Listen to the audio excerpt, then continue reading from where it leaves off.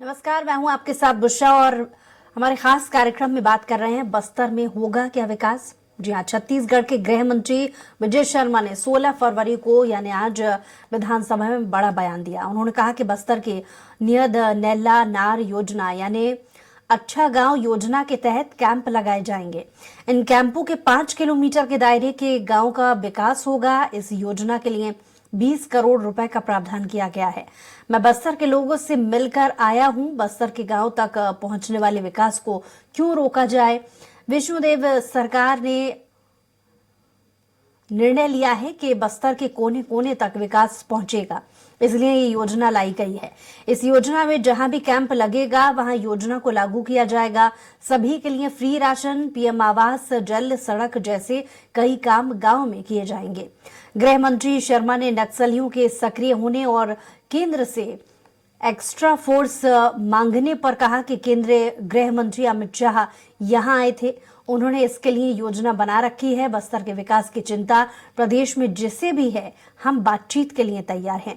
सारे काम वनांचल के लोगों को संरक्षित करने के लिए किए जाएंगे, लेकिन विकास होगा, विकास की गंगा बहेगी और जो भी अवरोध होगा, जो भी बाधक होंगे, उन सारी बाधाओं को दूर किया जाएगा।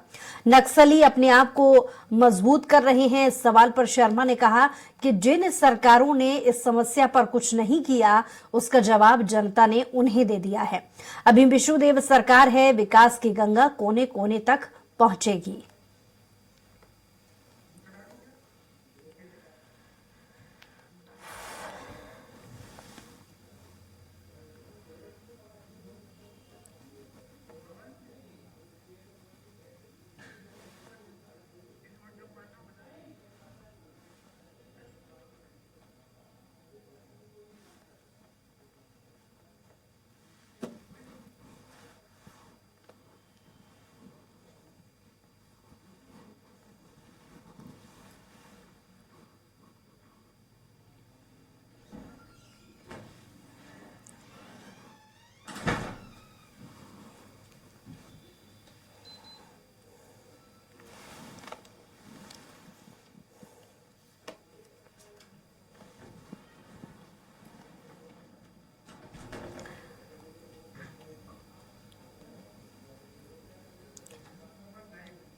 और इस पर ज्यादा जानकारी के साथ स्वराज संवाददाता दिलीप साहू हमारे साथ जुड़ गए हैं। दिलीप, आज भी सदन में बहुत सारे ऐसे मुद्दे हैं जिन्हें लिया गया, योजनाओं को लेकर, विकास को लेकर। आज पूरे दिन भर की जो विधानसभा में प्रक्रिया चली है सवाल जवाबों की, उससे थोड़ा विस्तार से और बताइए दिलीप। कि लगातार विधानसभा की जो कार्रवाई है वो चल रही है और इसी कड़ी में आज भी अलग अलग मुद्दों के लेकर जो प्रश्नोत्तरी काल है उसमें विभिन्न मुद्दों को लेकर चर्चा हुई और जिसमें खास करके जो सांस्कृतिक मुद्दा रहा, जो एक अशासकीय संकल्प भी लाया गया। छत्तीसगढ़ में जो संस्कृत महाविद्यालय है उसको विश्वविद्यालय के रूप में स्थापित करने की जो मांग रखी अजय चंद्राकर की ओर से, उसे लाया गया, उसको पूरा किया गया। इसके अलावा जो प्रश्नोत्तरी काल है उसमें खास करके बताया कि इसमें कांग्रेस की जो हर्षिता बघेल है, उन्होंने जो सवाल उठाया कि डोंगरगढ़ विधानसभा क्षेत्र में शिक्षा अधिकारियों को लेकर उन्होंने सवाल खड़ा किया कि कितनी राशि उनको प्राप्त हुई शिक्षा के लिए और किन किन मदों पर खर्च करने का अवसर था, किन किन मदों में खर्च किया जाना था। तो इसको लेकर स्कूल शिक्षा मंत्री ने जवाब दिया है कि स्कूलों में जो चंदा करके स्मार्ट टीवी खरीदे गए उसको भी उन्होंने सवाल उठाए। तो एक स्कूल शिक्षा विभाग का जो मद होता है उसके तहत उन्हें राशि उपलब्ध कराई जाती है अगर उसमें किसी तरह की कोई गड़बड़ी हुई है। और इनका कहना है कि मंत्री बृजमोहन अग्रवाल का कि जो निविदा है उसके माध्यम से तमाम जो खरीदी होती है, अगर उसमें किसी तरह की कोई गड़बड़ी है तो उसको भी दिखवा ली जाएगी। इस तरह की बातें कही। हालांकि अभी इसको लेकर किसी तरह की कोई शिकायत नहीं मिलने की बात उन्हें दोहराई।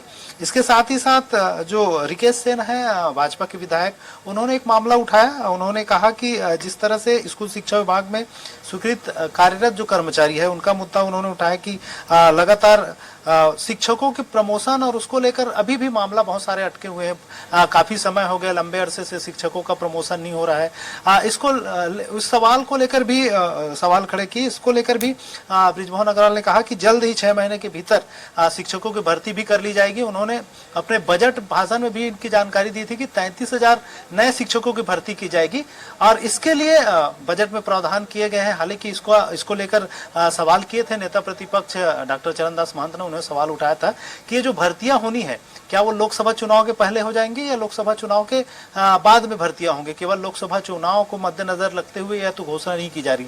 तो इसको लेकर इसको शिक्षा मंत्री बृजमोहन अग्रवाल ने जवाब दिया था कि उनका कहना था कि जो आवेदन की जो प्रक्रिया है वो लोकसभा चुनाव के पहले शुरू हो जाएगी और भर्तियां हैं, क्योंकि भर्ती में टाइम लगती है तो 1-1.5 साल के अंतर्गत सारी भर्तियां पूरी कर ली जाएगी साल भर के भीतर। इस तरह की उन्होंने बातें कही।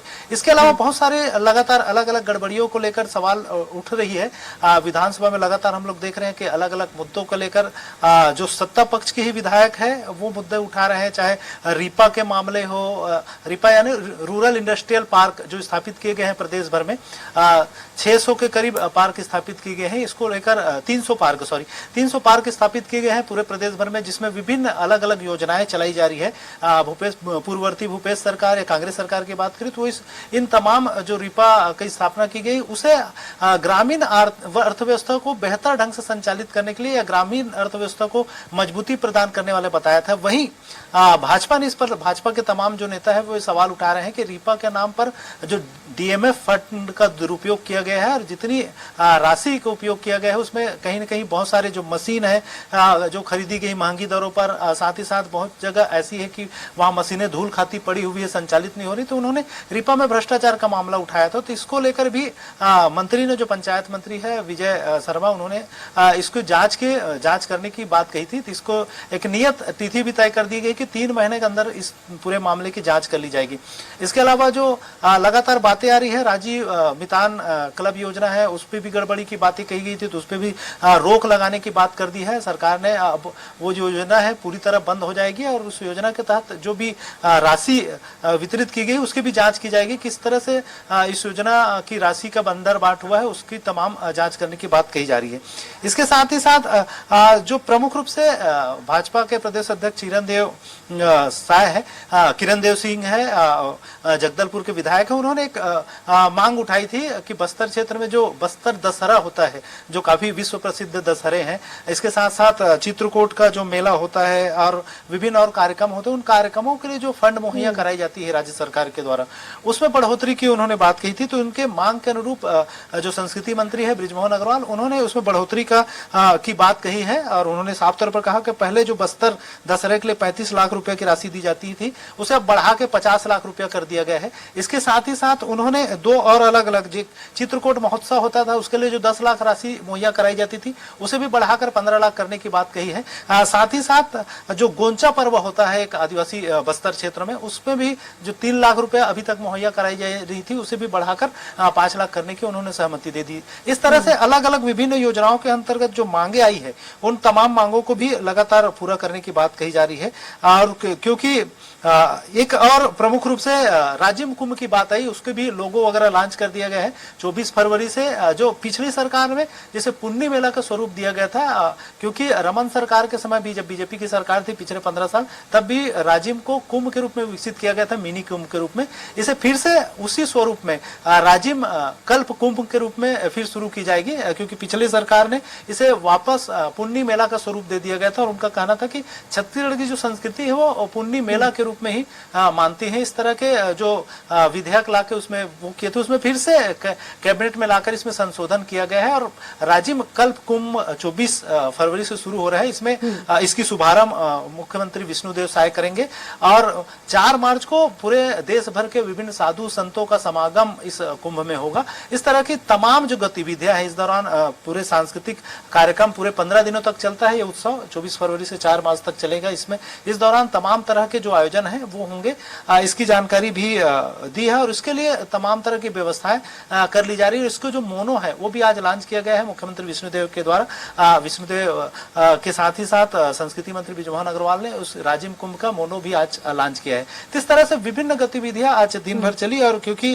भाजपा की जो राष्ट्रीय अधिवेशन होना है कल से 17 से 19 तक दिल्ली में, इसके मद्देनजर क्योंकि तमाम जो बड़े नेता जा रहे हैं, इसलिए विधानसभा की जो कार्रवाई है इसको 20 तारीख तक के लिए स्थगित कर दिया गया है। क्योंकि 19 को सोमवार है, हालांकि वर्किंग डे था, लेकिन राष्ट्रीय अधिवेशन 19 फरवरी तक चलने वाली है, सॉरी, इसलिए इसमें बदलाव किया गया है। 20 फरवरी तक के लिए स्थगित, 20 फरवरी को 11 बजे तक के लिए स्थगित कर दिया गया है। इस तरह से तमाम आज दिन की जो कार्रवाई है विधानसभा सदन की कार्रवाई वो रही। जी बुसरा जी, चलिए लौट रहे हैं आपके पास दिलीप। हमारे साथ राजीव चक्रवर्ती जी भी हमारे साथ जुड़ गए, बीजेपी नेता, बहुत स्वागत आपका। और दूसरी तरफ श्री कुमार मेनन जी भी हमारे साथ जुड़ गए, कांग्रेस प्रवक्ता। लेकिन सबसे पहले राजीव जी आपसे जानना चाहूंगी, जो आज की सदन की कार्रवाई हुई है, बहुत सारे सवाल पूछे गए हैं, जिसमें खास तौर से नक्सली मुद्दा छाया रहा। नक्सलियों के लगातार बढ़ते नेटवर्क को लेकर के सरकार ने ये जवाब दिया है कि अब से इन पर सक्रियता दिखाई जाएगी और ये जो नक्सलियों के लगातार घटनाएं बढ़ रही हैं, इसको लेकर के रोकथाम के लिए भी नया एक्शन प्लान आपके नजरिए से क्या है? राजीव जी। देश में बहुत गंभीर आज चर्चा हुई विधानसभा में, और उसमें खास तौर पर कानून व्यवस्था की समीक्षा की गई। और दूसरे जो जिस प्रकार से नक्सली भाजपा सरकार बनने के बाद उनको एक खतरा है, क्योंकि भारतीय जनता पार्टी का सीमा पार आतंकवाद और लाल आतंकवाद को उखाड़ फेंकने के लिए संकल्पित है। संयुक्त यूनिफाइड कमांड को लेकर भी बहुत चिंतित है कि साथ में सर्चिंग ऑपरेशन करके इसे हटाया जाए। तो उसको लेकर सदन में चर्चा की गई, और निश्चित रूप से हम आने वाले समय में नक्सलवाद को भी उखाड़ फेंकेंगे, और जो कानून व्यवस्था की समस्या है पिछले 5 वर्षों में, उस पर भी हम नकेल कसेंगे। ठीक है, क्योंकि श्री कुमार मेनन जी भी हमारे साथ जुड़ गए हैं, कांग्रेस से प्रवक्ता, उनसे भी इसको लेकर के प्रतिक्रिया ले लेते हैं। श्री कुमार जी, जिस तरीके से आज सदन की कार्रवाई में संबोधन में ये कहा जा रहा था कि साफ सरकार में विकास ही विकास होगा, बहुत सारी योजनाओं का जिक्र किया गया, आज के उन तमाम संबोधनों से जोड़कर आप क्या प्रतिक्रिया देंगे? क्या वाकई में विकास की बयान जिस तरीके से जवाब मिले हैं उसके अनुसार काम करने की जो उम्मीद है वो नजर आ रही है बीजेपी सरकार से? देखिए, भाजपा के पास पहले भी 15 साल का समय मिला था, रमन सिंह जी की सरकार छत्तीसगढ़ में थी, और उस समय भी इन बातों को कर सकते थे। भाजपा सिर्फ भाषण और वादे और नारे लगाने वाली पार्टी है, और ये आज बस सिर्फ चुनाव को देखते हुए सब निर्णय ले रहे। लोकसभा चुनाव के अंदर इनको सीटें जीतनी है, इसलिए ये विकास की बात करते हैं। आज आप देखिएगा बस्तर के अंदर में जिस प्रकार से नक्सली गतिविधियों में बढ़ोतरी हुई है, लगातार चुनाव जीतने के बाद से 3 महीने के अंदर में जिस प्रकार की बढ़ोतरी अपने आप को साबित करती है कि डबल इंजन की सरकार सरकार हो चाहे स्टेट की सरकार हो, दोनों इस मामले में फेल हो रही है।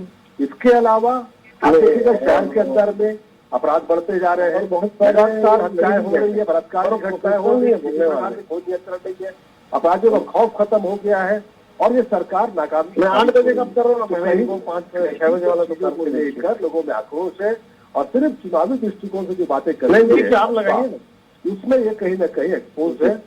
और अब विधानसभा में चर्चा कर जरूर रहे, लेकिन ग्राउंड की स्थिति क्या है, अधिकारियों को उसके ऊपर विश्वास नहीं है, लगातार ट्रांसफर किए जा रहे हैं, ट्रांसफर करने के बाद समय भी दिया जा रहा है कि वो काम कर सके। तो ये कहीं ना कहीं सरकार की नाकामी को साबित करती है, और कहीं ना कहीं जनता को भी लगने लगे गलत हाथों में सरकार आ गई।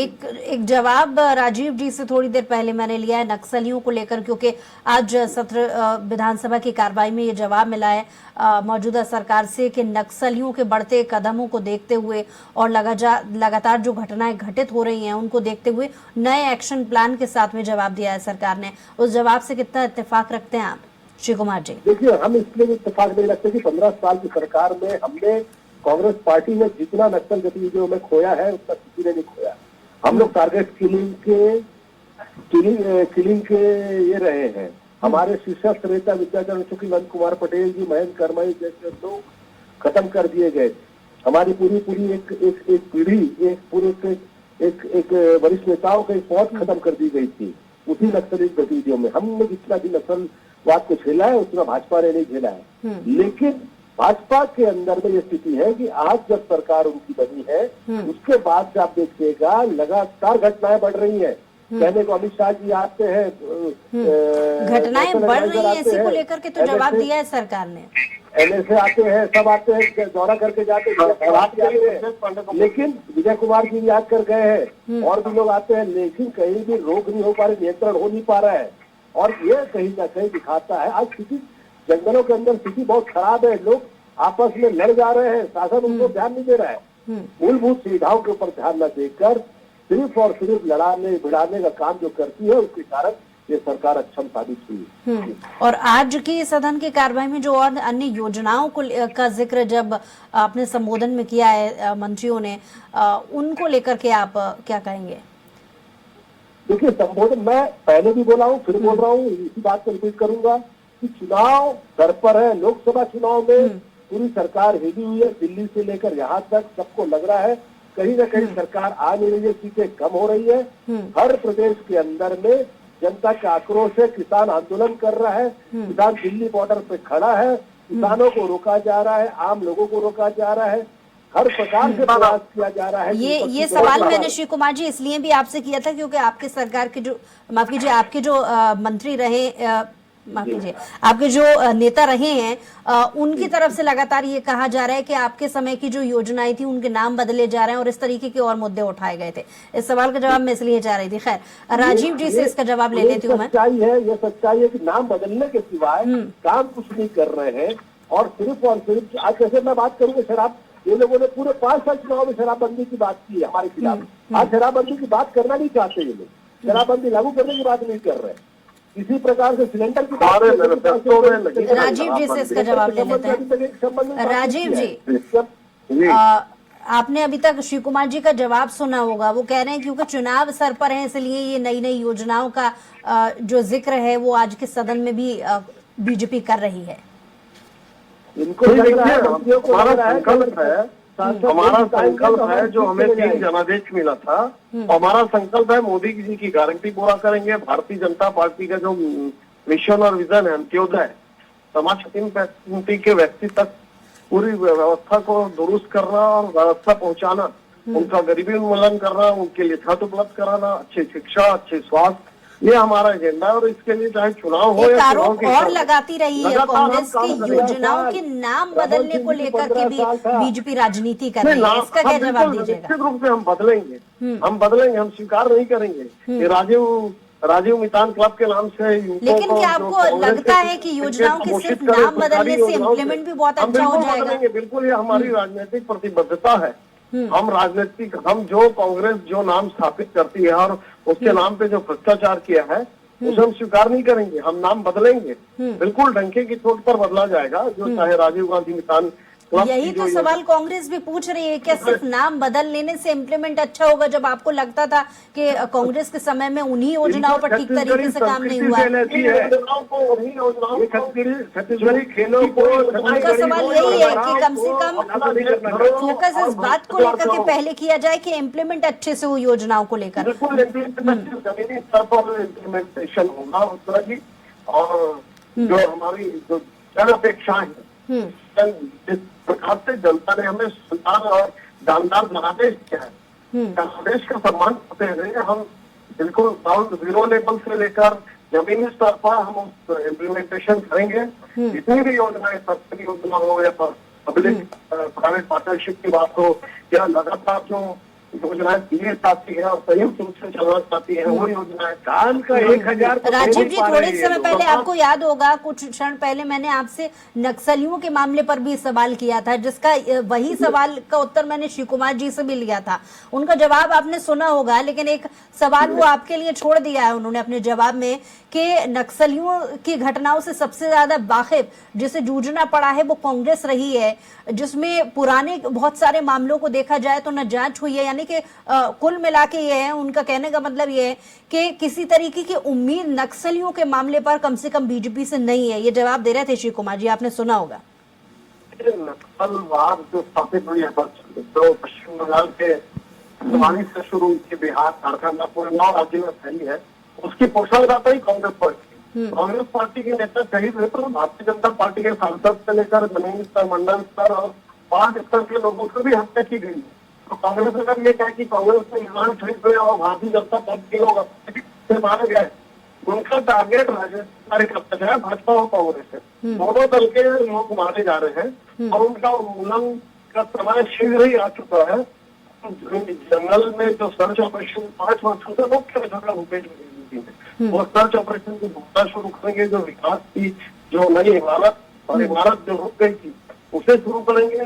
तो नक्सल जो वहाँ पे वन बंधुओं की समस्या है, ऐसे वनोपज नहीं खरीदा जाता था, वहाँ पर वापस जो विकास के कार्य शुरू किए जा रहे हैं, वनोपज के जो उनकी मार्केटिंग मर्केंटाइल जो प्रॉब्लम उसके लिए हम जमीन स्तर पर काम कर रहे हैं।